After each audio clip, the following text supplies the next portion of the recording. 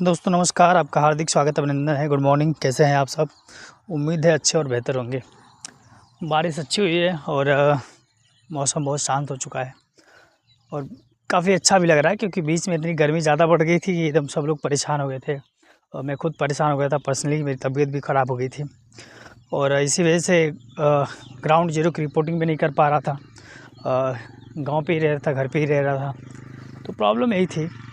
और एक सबसे खुशी की बात ये है कि हमारी इंडियन टीम वर्ल्ड कप जीत भी चुकी है और ये सबसे खुशी की बात भी है कि और मेरे पसंदीदा खिलाड़ी जो थे रोहित शर्मा है, विराट कोहली हैं और रविंद्र जडेजा भी हैं और अक्षर पटेल, उसके बाद सूर्य कुमार यादव भी है और भी ऐसे बहुत सारे प्लेयर हैं। हार्दिक पांड्या जो कि एक अच्छा ऑलराउंडर है और एक बहुत ही ज़बरदस्त गेंदबाज कह सकते हैं, बल्लेबाज भी कह सकते हैं कि कभी कभी विषम परिस्थितियों में भी बेहतरीन बल्लेबाजी करते हैं। तो ये खुशियों की बात है और भारत कई वर्षों के बाद, लगभग 13 वर्षों के बाद वर्ल्ड कप फाइनल वो जीता है। तो इससे खुशी की बात और कुछ नहीं हो सकती, क्योंकि इंडियन हर जगह अपनी छाप छोड़ के आते हैं और ये भारत के इतिहास में सबसे सुनहरे अक्षरों में लिखा जाएगा ये आज का दिन, उस दिन का दिन। क्योंकि ये वीडियो आज मैं बना रहा हूँ, आज की डेट है, मान लीजिए आज 4 जुलाई है और 4/7/2024 ऐसे ही मॉर्निंग वॉक करने निकला हूँ और ये मेरा गांव है और ये रोड है पूर्वांचल एक्सप्रेसवे के बगल में, ये जो आपका गुजर रहा है सामने वाला। और सबसे दुख बड़ी बात है क्योंकि हाथरस में कुछ महिलाएं जो थी, वो सत्संग लगा हुआ था, वहाँ पे प्रवचन के द्वारा कुछ भगदड़ हो गई और वहाँ पे 121 लोगों की मृत्यु हो गई। मेरी संवेदनाएं उस परिवार के साथ है जिसके परिवार के सदस्य का ये देहांत हुआ है, उन महिलाओं का। ये बहुत ही दुख भरी चीज़ है और मैं आपसे निवेदन करना चाहूँगा अपनी भारत की हर एक उस महिला से कि इस कुछ नहीं रखा इस पूजा पाठ में, जिस चीज़ के लिए आप इतना परेशान रहती हैं। ईश्वर कण कण में है, हर एक जगह आप कहीं उसको मन से याद कीजिए, हर एक स्वरूप में वो हैं। और अब सोचिए ना, कुछ भीड़ में भगदड़ मचली, न जाने 121 लोगों की जान चली गई। अब क्या मिला?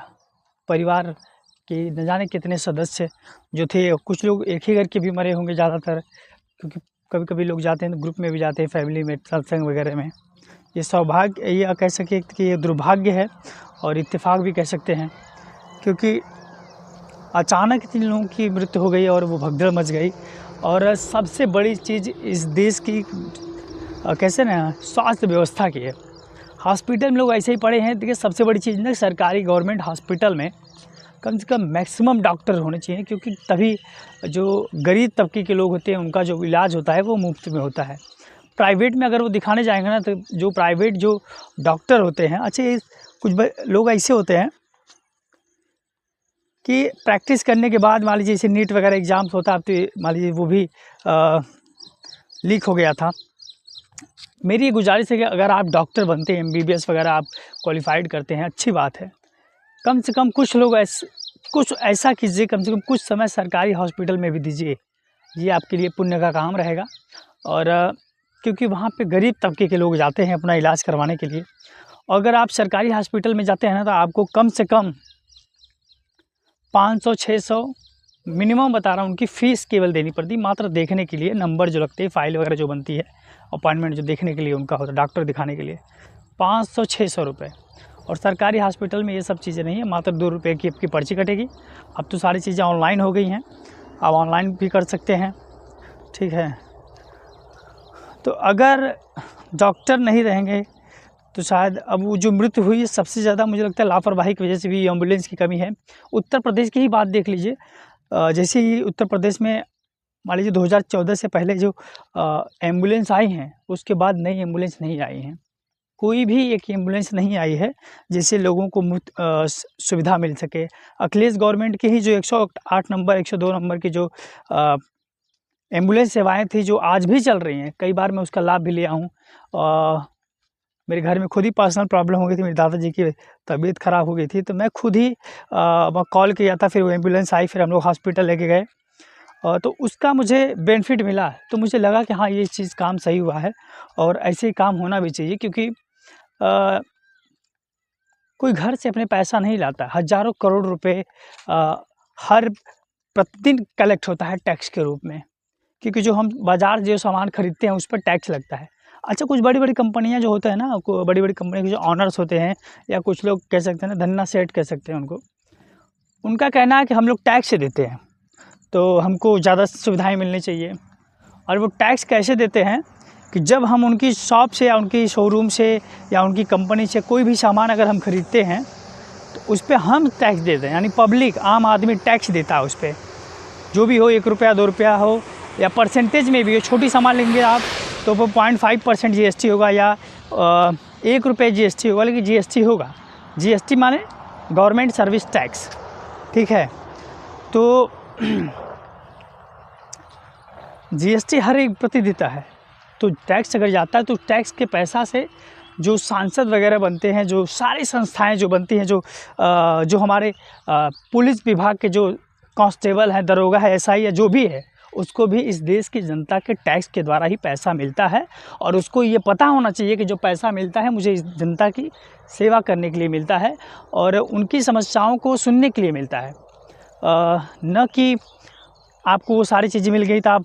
अच्छा, मुझे एक चीज़ समझ में नहीं आती है कि मैं भी 99 बटालियन के हम लोग NCC कैडेट थे, हमको जो सिखाया गया कि ये यूनिफॉर्म जो मिलती है ना, मान लीजिए मेरा तो बचपन से सपना है, फ़ौज का था, है भी, और एक अच्छे लेवल का भी है, क्योंकि उस वक्त जो सोचता था शायद उस वक्त तो वो सारी चीज़ें सीमित रह जाती, लेकिन इस वक्त जो है, क्योंकि अभी मैं IMA मीडिया में एज ए पत्रकार काम करता हूँ और सारी चीज़ें समझ लीजिए कि इस देश की जो मेरी जितना क्षमता है मैं अपने उन मुद्दों को उठाने का प्रयास करता हूँ।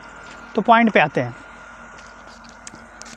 तो जो मुझे जो सिखाया गया कि ये यूनिफॉर्म किस लिए मिलती है और जो स्टार लगे होते हैं वो क्यों लगे होते हैं, उसका मैं अंतर बताता हूँ आपको। देखिए, यूनिफॉर्म जो होती है ना, वो कुछ ऐसे लोगों को चुन के अपने उस विभाग में रखती है।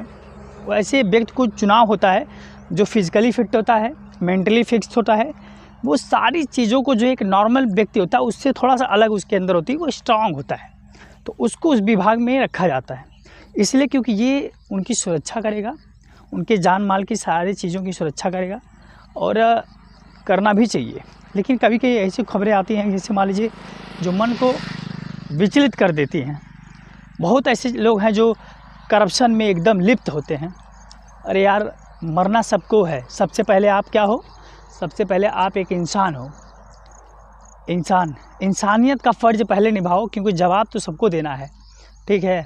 आप घर के CCTV कैमरों में किसी इंसान को धोखा दे करके आप खुश हो सकते हो, लेकिन ऊपर वाले का जो कैमरा है ना, वो ऑन रिकॉर्ड रहता है और आपके हर एक कर्मों का फल वो ज़रूर देगा आपको। इसलिए और स्टार जो लगे होते हैं, वो स्टार ये दर्शाते हैं कि आपके अंदर क्षमता कितनी है। आपकी मेंटलिटी जो है वो कांस्टेबल SI कांस्टेबल के ऊपर आपकी पोस्ट अगर है तो आपकी मेंटलिटी उससे बेहतर है, ठीक है। इसलिए आपका चयन हुआ है। और बहुत से देखता हूँ ना, IAS IPS जो UPSC का एग्ज़ाम जो होता है क्लियर करने के बाद IAS IPS या उसके नीचे सारी जो पोस्ट आती हैं वो उसके अंतर्गत आती है। UPSC कैलेंडर करवाता है इस चीज़ को। तो पहले तो मैं ये नहीं जानता था कि ये जो संस्थाएं हैं ये गवर्नमेंट, मुझे लगता था कि ये गवर्नमेंटेड, लेकिन जब से लीक हुआ है वो पेपर ना, नीट वाला, तब से मुझे पता चला कि यार ये सब सारी संस्थाएं प्राइवेट होती हैं, ठीक है। एजेंसियां जो मिली हैं वो सरकार द्वारा उनको दी गई है, जिसे कहते हैं ठेका मिला हुआ है। तो NTA जो है, नेशनल टेस्ट एजेंसी, जो करवाई एग्ज़ाम नीट वालों का, बच्चों का, ठीक है। अच्छा, ये अभी पेपर में कल मैं देख रहा था कि वो P से J का भी पेपर लीक हो गया है, उसको भी निरस्त कर रहे हैं लोग, ठीक है। अब बड़ी छुपे तौर पे उसको आराम से कर दे रहे हैं। विभाग कह रहा है इसमें भी थोड़ा सा हमको धांधली लग रही है, इसलिए हम लीक कर रहे हैं। तो परीक्षाएं जब लीक होती है ना, तो ना जाने कितने लोगों का सपना टूटता है, और टूटे भी क्यों ना, क्योंकि इतनी मेहनत लगती है पढ़ाई करने में, वो और सपने रहते हैं। समय क्योंकि निकलता जा रहा है, समय इतनी तेज़ी के साथ भाग रहा है कि किसी के पास समय ही नहीं है। तो क्या कहें यार, इस देश में किसी को बस अब तो सबसे ज़्यादा अगर कष्ट किसी को मिल रहा है ना, जो पढ़े लिखे, जो युवा बेरोजगार हैं, उनको मिल रहा है। अगर आप किसी से नौकरी मांग रहे हैं तो पता नहीं, ऐसा लग रहा है कि बड़ी हीन भावना से लोग देख रहे हैं। उनके लिए उनकी पॉलिटिकल कैरियर बहुत ज़रूरी है, पॉलिटिक्स और चुनाव बहुत ज़रूरी, लेकिन बच्चों को, युवाओं को रोज़गार नहीं मिल रहा है। भटक रहे हैं लोग दर की, और आज भी बहुत ही कम वेतन में लोग काम कर रहे हैं। और सारे विभाग जो हैं वो करप्शन में एकदम पट चुके हैं, क्योंकि उनको टाइम पे उनको पैसा मिल जा रहा है, सारी चीज़ें, तो उनको ऑफिस में से निकलने की ज़रूरत नहीं पड़ रही है। ये चीज़ें जो हैं वो बड़ी करप्शन में लिप्त हैं। तो कहीं ना कहीं इस चीज़ों का अगर हम देखें तो गवर्नमेंट को उनके ऊपर एक्शन लेना चाहिए। पहले हर जगह छापे पड़ते थे, एम्प्लॉइयों की सैलरी के लिए होता था, और आवश्यकता से अधिक अगर आपके पास, जैसे ना GST वाले कभी कभी इनकम टैक्स वाले छापे करते थे, वो धीरे धीरे सारी चीज़ें बंद हो गई हैं कहीं ना कहीं, ठीक है। और ये सारी चीज़ें चलनी भी चाहिए। और कई ऐसी चीज़ें देखा हूँ मैं कि बहुत से ऐसे लोग घूस लेते हुए पकड़ जाते हैं तो जब पकड़ जाते हैं तब उनकी सारी औकात सामने आ जाती है। इसलिए मैं कह रहा हूँ, अगर किसी से आप परेशान हैं तो आप हेल्पलाइन नंबरों का आप एक बार गूगल कीजिए, और वो गूगल पे आपको नंबर बहुत बढ़िया मिल जाएंगे और बहुत बेहतरीन मिल जाएंगे। और जो अपने आप को ज़्यादा पावरफुल दिखा रहा है ना, पल भर में उसकी गर्मी शांत हो जाएगी। जैसे बारिश हुई है ना, पूरा माहौल शांत हो गया है, उसी हिसाब से उसकी भी गर्मी पल भर में शांत हो जाएगी। तो बहुत बहुत शुक्रिया, आपसे बातचीत करके मुझे बहुत अच्छा लगता है, क्योंकि जब वॉकिंग कर रहा हूँ सोचा बातचीत ही आपसे कर लें। और कोई भी, आपको किसी भी पद पे बैठे हुए हैं, आप अच्छा काम कीजिए, लोग आपको जानेंगे। एक आजमगढ़ में एक DM आए थे लॉकडाउन के पहले, नागेंद्र प्रसाद जी। वो बेचारा गांव-गांव घूमते थे, और सबसे ज़्यादा दलित बस्ती में, सबसे ज़्यादा जो गरीबी, मजबूरी, लाचारी से जो समाज लड़ता है, वो सबसे ज़्यादा है दलित समाज। उसको हर एक चीज़ से वंचित रखा गया, वो हर एक चीज़ से वंचित है। सबसे पहले वो उतना परसेंटेज में शिक्षित नहीं हो पा रहा है जितना होना चाहिए, हायर एजुकेशन नहीं। मैं लगभग मेरे गांव में, मैं खुद अपने गांव की बात बता रहा हूँ, लगभग हम लोग 4, 5 या 6, 7, 8, 10 लोग होंगे जो PG किए हुए हैं, पोस्ट ग्रेजुएशन, MA MSc कुछ लोग किए हुए हैं, और कुछ लोग जॉब भी पा रहे हैं, बाकी नहीं कर रहे हैं। क्यों? क्योंकि वो अच्छा लेवल का मार्गदर्शन भी उनके पास नहीं है, उनके पास वो कह सकते हैं कि संसाधन भी नहीं है। तो हम लोग जो है, मैं तो मान लीजिए मीडिया फील्ड में भी काम करने लगा, और भी मान लीजिए प्रोफेशन भी कर रहा हूँ साथ में, और कानून की भी एजुकेशन अटेंड कर रहे हैं, क्योंकि LLB वगैरह भी अब करना पड़ गया, क्योंकि कुछ ऐसी समस्याएं जो सामने आ रही थी, तो मजबूरी थी LLB करना।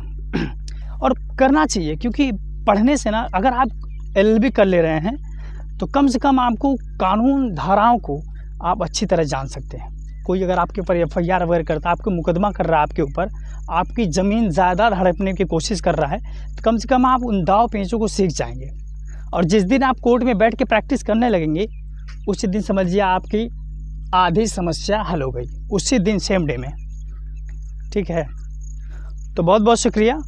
मैं तो कहूँगा कि नौजवानों से कम उनके लिए मोटिवेट भी कीजिए, जो बच्चे अभी पढ़ाई कर रहे हैं, मार्गदर्शन उनका कीजिए, क्योंकि इस देश के युवा ही इस देश का भाग्य का निर्माण कर सकता है। और मैं आजमगढ़ के अपने वो DM साहब से भी अपील करूंगा, कम से कम आप अपने ऑफिस से निकलिए, गांव-गांव में जाके थोड़ा सा एक बार विचरण कीजिए, क्योंकि ज़्यादातर समस्याएं आपके नीचे लेवल के लोग जो हैं वो सारे लोग कर सकते हैं। आप एक बार गांव में भी आप निकलिए, गाँव के दलित बस्तियों की तरफ निकलिए, कुछ ऐसे संस्थानों की तरफ निकलिए जहाँ पे गरीब लोग काम वगैरह करते हैं, उनसे हाल चाल लीजिए। क्योंकि आप जब इंटरव्यू देते हैं ना लोग UPSC में, मैं बहुत सारे दृष्टि में UPSC जो क्लियर करके जो बच्चे रैंक 400, 500, 700, 300, 100 जो भी बेहतरीन रैंक वाले जो बच्चे होते हैं, जब वो इंटरव्यू कर देते हैं और मैं देखता हूँ उनका इंटरव्यू, तो उस इंटरव्यू में कहते हैं ना, उनसे पूछा जाएगा आप IAS क्यों बनना चाहते हैं, आप IPS क्यों बनना चाहते हैं, तो वो कहते हैं मैं देश की सेवा करना चाहता हूँ, मेरे मन में लोगों के प्रति बहुत ही जो भ्रष्टाचार है मैं उसको ख़त्म करना चाहता हूँ। तो एग्ज़ाम वाले तो सारी चीज़ एग्ज़ामिनर जो होता है वो सब समझता है, और जैसे ही जब वो एग्ज़ाम पास आउट हो जाते हैं और उसके बाद ट्रेनिंग अटेंड करने के बाद जैसे उनको सत्ता मिल जाती है, जिले की कुर्सी मिल जाती है, ज़्यादातर अहंकार में डूब जाते हैं। ठीक है, अहंकार में डूब जाते हैं। और अभी एक वीडियो हाल में अभी जल्दी ही वायरल हुआ था कि एक एसडीएम था और एक किसान था, तो वो उसको थप्पड़ मारने के लिए इशारा करता है और तब तक किसान ने 2 थप्पड़ जड़ दिए। एसडीएम साहब गिर गए धड़ाम से वहाँ पर। तो कहीं न कहीं जो सच्चा इंसान होगा उसको जब अपने पाएगी तो वो किसी से नहीं डरेगा। तो ईमानदारी से काम कीजिए। और सबसे ज़्यादा मैं कह रहा हूँ ना कि ग्रामीण स्तर पे जो एक लेखपाल होता है, जिसको इस देश की जनता के द्वारा, उसको टैक्स के द्वारा उसको पैसा मिलता है, वो बड़े अभिमान और स्वाभिमान में रहता है। गाँव में सबसे ज़्यादा कह सकता हूँ ना कि अगर कोई झगड़ा लगाता है, झगड़े जो सबसे ज़्यादा ज़मीनी स्तर के जो झगड़े हैं, ये लेखपाल और कानूनगो की वजह से हैं। वे दिन भर अपने उसी ऑफिस में बैठे रहेंगे सब। उनका काम है गांव में आना, उनकी समस्याओं का समाधान करना, लेकिन पता नहीं कौन सा काम उनका करना होता है कि उसमें। और मुझे नहीं लगता कि डीएम साहब भी ऐसा क्या सोच रहे होंगे। अरे डीएम साहब, उनको कम से कम गाँव में भेजिए। गाँव में बहुत सारी समस्याएँ हैं, ठीक है। झगड़े बहुत ज़्यादा ज़मीनों के इन्हीं लेखपाल कानूनगो की वजह से रहता है। ये पैसे लेकर कि इसकी ज़मीन उसको कर देंगे, उसकी ज़मीन उसको कर देंगे। ज़्यादातर जो लफड़े होते हैं ऐसे ही होते हैं। तो मैं ये अपने आजमगढ़ के डीएम साहब से निवेदन करूंगा कि कम से कम ऐसे जो अधिकारी हैं जिनका फील्ड वर्क काम दिया गया है, उनको फील्ड में आप दौड़ाइए, उनको फील्ड में भेजिए, ताकि वो जनता की जो समस्याएं हैं वो उनको अवगत उनसे कराइए, और ताकि आपको वो जाकर बताएं और वहाँ से आप सलूशन निकालिए। आजमगढ़ के डीएम साहब जो हैं विशाल भारद्वाज जी, बड़े अच्छे कुशल व्यक्ति हैं, एक्सपीरियंस है उनके पास कई वर्षों से। तो उम्मीद है आप आजमगढ़ में बेहतरीन काम कर रहे हैं, और कम से कम ऐसे लोगों के प्रति थोड़ा सा उनको आप जागरूक कीजिए और उनको भेजिए कि गांव की समस्याएं क्या हैं। बारिश हो रही है ना, देखिए बहुत से ऐसे गाँव में रोड तक नहीं बढ़े हैं, समझिए, गांव से लेकर यहाँ तक। क्योंकि हर एक ग्राम प्रधान की भी एक जिम्मेदारी होती है, 2 लोगों के बीच में आकर के सुलह समझौता करा करके बीच का रास्ता निकाल सकते हैं। क्यों नहीं निकलता? हर एक चीज़ का बीच का रास्ता निकलता है, लेकिन जब आप पक्षपाती कार्य करेंगे तो शायद वो चीज़ का वो हल नहीं निकलता है। तो बहुत बहुत शुक्रिया दोस्तों, आप लोगों से बातचीत करने के बहुत अच्छा लगा। और चैनल पे अगर आप मेरे नए हैं तो चैनल को सब्सक्राइब आप ज़रूर कीजिएगा, और फेसबुक पे अगर आप नए हैं तो फेसबुक पेज पे हमें फॉलो कीजिएगा। और पढ़िए लिखिए और ये पदों को हासिल कीजिए, चाहे अपर लेवल के कष्ट है, लोअर लेवल के जो पोस्ट हैं। क्योंकि अगर आप वहाँ नहीं पहुँचेंगे तो कोई गंदा इंसान अगर वहाँ पहुँचेगा तो आपकी सेवाओं के साथ, आपके उन अधिकारों के साथ वो हनन करेगा। आपकी जिम्मेदारी है पढ़ाई लिखाई जरूर कीजिए, क्योंकि शिक्षा ही एक ऐसी शेरनी का दूध है जो जितना पिएगा उतना ही दहाड़ेगा। ये डॉक्टर B.R. अम्बेडकर साहब ने किया है। और बहुत सारे कानूनों में बदलाव भी आ चुके हैं। तो कुछ कानून अच्छे भी हैं, कुछ कानून उसका मिसयूज भी हो सकता है। इसके लिए काफ़ी बहस भी चल रही है। तो कुछ दिन में हम भी कोर्ट में भी रहेंगे, और बाकी पत्रकारिता तो चलती रहेगी। आप लोगों के हक की आवाज़ मैं उठाता रहूँगा। तो बहुत बहुत शुक्रिया। मेरा नाम अंबिका है, और दीजिए इजाज़त। नमस्कार।